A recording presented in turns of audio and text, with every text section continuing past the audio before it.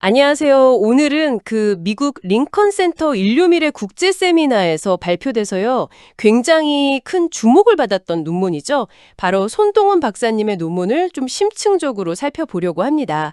이 페이스북이 우리 삶에 미치는 영향, 여러분께서 공유해 주신 이 자료 보면서 같이 한번 파헤쳐 보죠. 네, 안녕하세요. 손동원 박사님. 아시겠지만 지금 미국 링컨 리더십 연구소 총재시면서 또 미래학자로 활동하고 계시잖아요.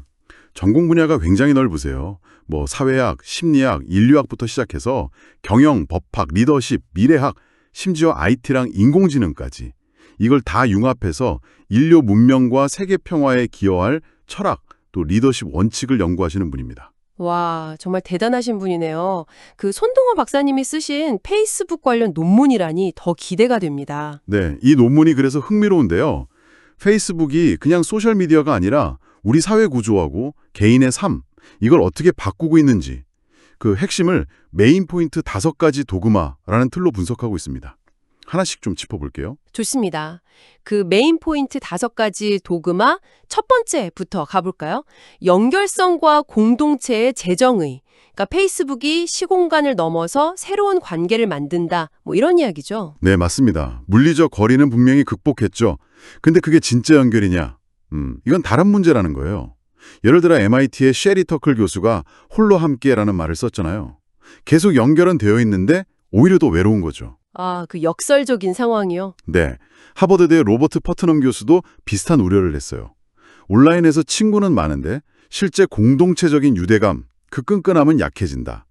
그래서 손동원 박사님은 이 디지털 연결이 그냥 피상적인 거에 머물지 않고 어떻게 진정한 사회적 자본으로 이어질 수 있을까?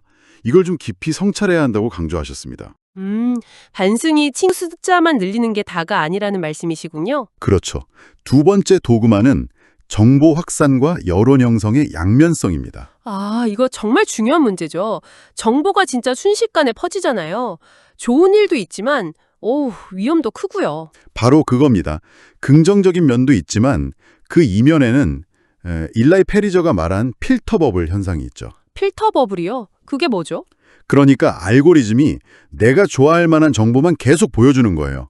그럼 다른 관점의 정보는 차단되고 마치 거품 안에 갇힌 것처럼 되는 거죠. 또 캐선 스타인 교수가 말한 에코 챔버, 메아리방 효과도 있고요.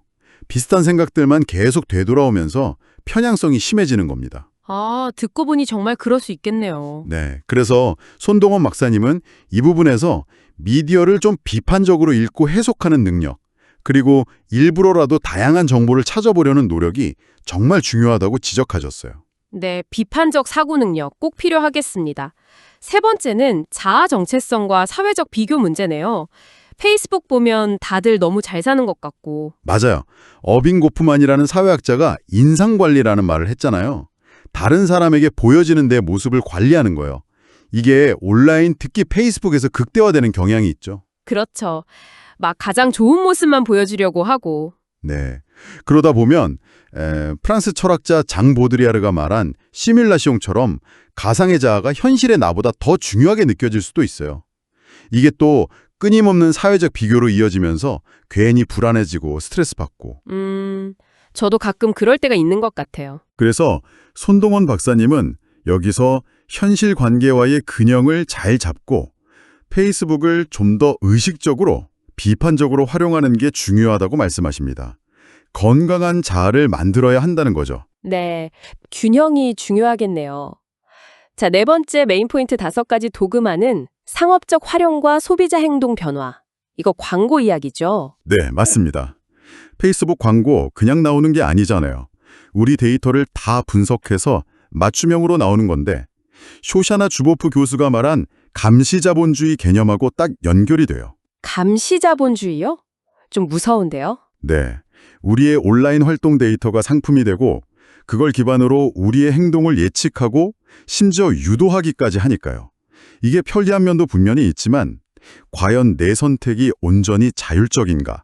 이런 질문을 던지게 만들죠. 아담 스미스의 보이지 않는 손이 이제는 알고리즘이 된 셈이에요. 그렇군요. 그럼 어떻게 해야 할까요? 그래서 손동원 박사님은 플랫폼 기업의 어떤 윤리적인 책임, 사회적 책임을 강조하고요. 동시에 우리 소비자들도 이런 메커니즘을 제대로 알아야 한다. 즉, 미디어 리터러시를 키워서 현명하게 대처해야 한다고 말씀하십니다. 이게 또 네 번째 손동원 박사님 언급이네요. 네, 미디어 리터러시. 여기서도 중요하군요. 자, 이제 마지막 5번째, 메인 포인트 5가지 도금합니다. 정치 참여와 시민 의식의 변화. 네.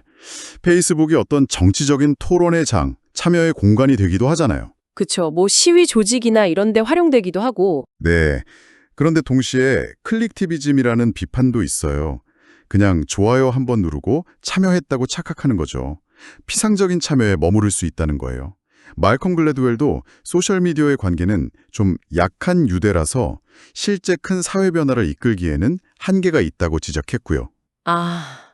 또 가짜뉴스 문제도 심각하잖아요. 맞습니다. 그게 정말 큰 문제죠. 철학자 데니얼 데니슨 이런 허위 정보가 마치 바이러스처럼 퍼져나가는 위험성을 경고했고요. 그래서 5번째로 손동환 박사님의 리더십 연구는 이런 디지털 행동주의가 그냥 온라인에서 끝나지 않고 실제 변화로 이어지도록 그리고 건전한 토론 문화를 만드는데 리더십이 필요하다고 강조합니다. 결국 시민들의 미디어 분별력, 리터러시가 여기서도 중요하겠네요. 네, 정확합니다. 가짜뉴스에 휘둘리지 않고 건강하게 토론하고 또 행동으로 이어지게 하는 것. 이게 리더십의 과제라는 거죠. 자, 이렇게 메인 포인트 5가지 도그마를 다 살펴봤는데요. 들어보니까 페이스북의 영향력이라는 게 정말 어마어마하고 또 양면적이네요. 그렇죠. 정말 편리하고 강력한 도구지만 그만큼 그림자도 짙다는 걸 알 수 있습니다. 그럼 우리는 이걸 어떻게 받아들여야 할까요? 그래서 손동원 박사님은요, 미래를 위한 철학으로 몇 가지를 제시합니다. 첫째는 연결 속에서의 깊은 성찰. 그냥 연결되는 데 그치지 말자는 거죠. 둘째는 윤리적 디지털 시민성. 기술을 사용할 때 책임감을 갖자는 거고요. 셋째는 모두를 포용하는 디지털 생태계의 구축입니다. 기술 혜택에서 누구도 소외되지 않게요. 연결 속 성찰, 윤리적 책임, 포용적 생태계. 네. 이게 단순히 페이스북 사용법을 넘어서 우리가 이 디지털 시대의 시민으로서 어떻게 살아가야 할지에 대한 근본적인 질문을 던져주는 거죠. 손동원 박사님의 깊은 통찰이라고 생각합니다. 네, 오늘 손동원 박사님의 논문을 통해 페이스북과 우리 사회에 대해 정말 많은 생각을 하게 되네요. 오늘 논의를 바탕으로 여러분도 한번 스스로를 돌아보시면 좋겠습니다.